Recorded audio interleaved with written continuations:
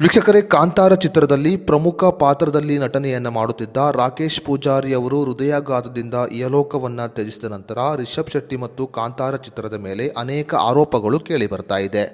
ಕನ್ನಡದ ಕಾಂತಾರ ಚಿತ್ರ ಬರೀ ಭಾರತ ದೇಶದವರು ಮಾತ್ರವಲ್ಲದೆ ಬೇರೆ ಬೇರೆ ದೇಶದವರು ಕಾದು ಕುಳಿತಿರುವ ಬಹು ನಿರೀಕ್ಷಿತ ಚಿತ್ರವಾಗಿದೆ.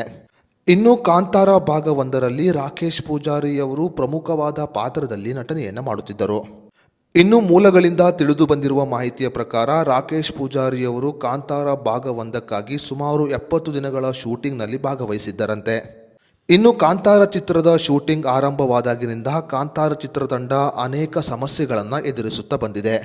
ಕೆಲವು ತಿಂಗಳುಗಳ ಹಿಂದೆ ಕಾಂತಾರ ಚಿತ್ರತಂಡದ ಕಲಾವಿದರು ಪ್ರಯಾಣ ಮಾಡುತ್ತಿದ್ದ ಬಸ್ ಪಲ್ಟಿಯಾಗಿ ಅನೇಕ ಜನರು ಗಾಯಗೊಂಡಿದ್ದರು. ಇನ್ನು ಈ ಘಟನೆಯಾಗಿ 1 ತಿಂಗಳ ನಂತರ ಕಾಂತಾರ ಚಿತ್ರದಲ್ಲಿ ಆರ್ಟಿಸ್ಟ್ ಆಗಿ ಕೆಲಸ ಮಾಡುತ್ತಿದ್ದ ಕಪಿಲ್ ಅನ್ನುವ ವ್ಯಕ್ತಿ ನೀರಿನಲ್ಲಿ ಮುಳುಗಿ ಸಾವನ್ನಪ್ಪಿದ್ದ.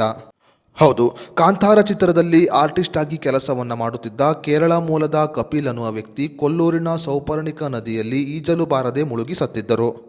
ಇನ್ನು ಈ ಘಟನೆಯಾಗಿ ಕೇವಲ 5 ದಿನಕ್ಕೆ ಕಾಂತಾರ ಚಿತ್ರದಲ್ಲಿ ಪ್ರಮುಖ ಪಾತ್ರದಲ್ಲಿ ಕಾರ್ಯವನ್ನು ನಿರ್ವಹಿಸುತ್ತಿದ್ದ ರಾಕೇಶ್ ಪೂಜಾರಿ ಅವರು ತೀವ್ರವಾದ ಹೃದಯಾಘಾತದಿಂದ ಇಹಲೋಕವನ್ನ ತ್ಯಜಿಸಿರುತ್ತಾರೆ.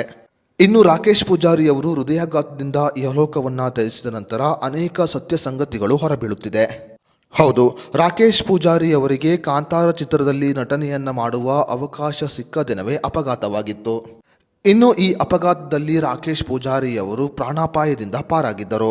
ಕಾಂತಾರ ಚಿತ್ರದಲ್ಲಿ ಪ್ರಮುಖ ಪಾತ್ರದಲ್ಲಿ ನಟನೆಯನ್ನ ಮಾಡುವ ಅವಕಾಶವನ್ನ ಪಡೆದುಕೊಂಡ ದಿನವೇ ನಟ ರಾಕೇಶ್ ಪೂಜಾರಿ ಅವರಿಗೆ ಅಪಘಾತವಾಗಿತ್ತಂತೆ.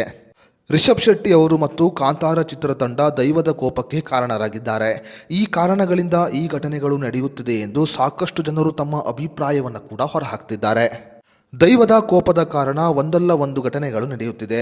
ಅದೇ ರೀತಿಯಲ್ಲಿ ರಾಕೇಶ್ ಪೂಜಾರಿ ಅವರಿಗೆ ಹೃದಯಾಘಾತವಾಗಿರುವುದು ಕೂಡ ಕಾಂತಾರ ಚಿತ್ರದ ಮೇಲೆ ದೈವ ಕೋಪ ಮಾಡಿಕೊಂಡಿರುವುದಕ್ಕಾಗಿ ಎಂದು ಸಾಕಷ್ಟು ಜನರು ಅಪವಾದವನ್ನು ಮಾಡುತ್ತಿದ್ದಾರೆ.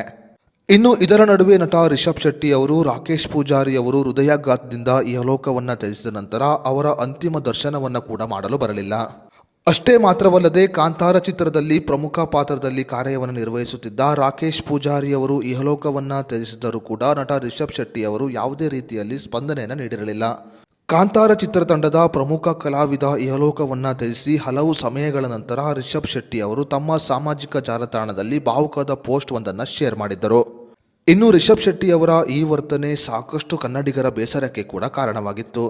ರಿಷಬ್ ಶೆಟ್ಟಿ ಅವರು ರಾಕೇಶ್ ಪೂಜಾರಿ ಅವರನ್ನ ಕೇವಲ ಕಮರ್ಷಿಯಲ್ ಆಗಿ ಬಳಸಿಕೊಂಡಿದ್ದಾರೆ ಹೊರತು ಕಲಾವಿದನಾಗಿ ಕಾಣಲಿಲ್ಲ. ಒಬ್ಬ ಕಲಾವಿದನಿಗೆ ಕಾಂತಾರ ಚಿತ್ರತಂಡ ಬೆಲೆ ಕೊಡಲಿಲ್ಲ ಎಂದು ಸಾಕಷ್ಟು ಜನರು ಆರೋಪವನ್ನು ಕೂಡ ಮಾಡ್ತಾ ಇದ್ದಾರೆ. ಅಷ್ಟೇ ಮಾತ್ರವಲ್ಲದೆ ಕಾಂತಾರ ಚಿತ್ರದ ಶೂಟಿಂಗ್ ಆರಂಭವಾಗುವುದಕ್ಕೂ ಮುನ್ನ ರಿಷಬ್ ಶೆಟ್ಟಿ ಮತ್ತು ಅವರ ಕುಟುಂಬದವರು ದೈವದ ಮೊರೆ ಕೂಡ ಹೋಗಿದ್ದರು.